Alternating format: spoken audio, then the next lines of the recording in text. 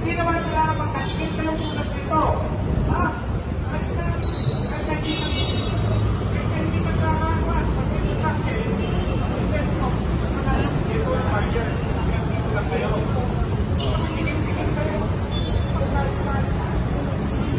Hindi na i-host kayo sulat hanggang doon. Ha? Yan ang thing.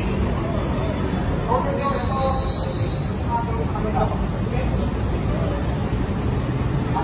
Matulog. Yan matulog.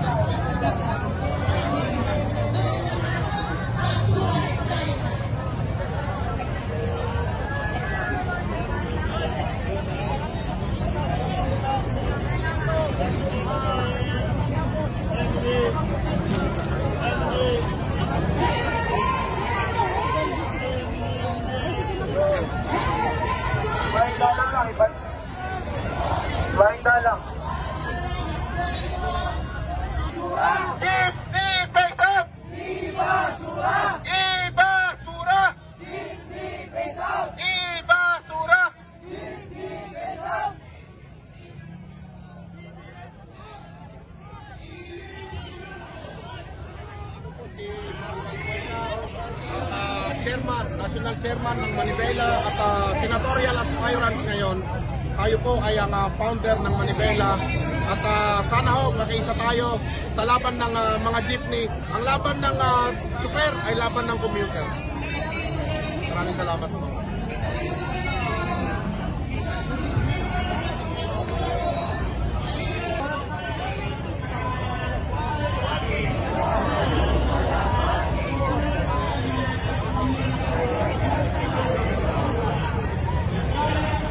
Meron ba tayong mapipili sa dalawang yan? Kaya po tayo nagkakaisa ngayon. At sa ating pagkakaisa, binibigo natin ang masamang balakid ng mga abusado. Pagamat iba-iba ang ating pinanggagalingan, iba-iba ang ating politika, iba-iba ang ating kulay. Ngayon, pare-pareho ang ating panawagan. Tapos, singilin! Nang sa gayon ay isinasa buhay natin ang diwa ng people power. Speaking of iba-ibang politika, ang susunod po nating tagapagsalita ay mas madalas ko po sigurong katunggali kaysa kasama, pero nagkakaisa pa na kami sa aming pagkaka kay Lolo Niloy at ngayon po sa ating paninindigan laban sa diktadura ng Marcos, administrasyon Marcos at sa Paksong Duterte dahil po sa Congressman.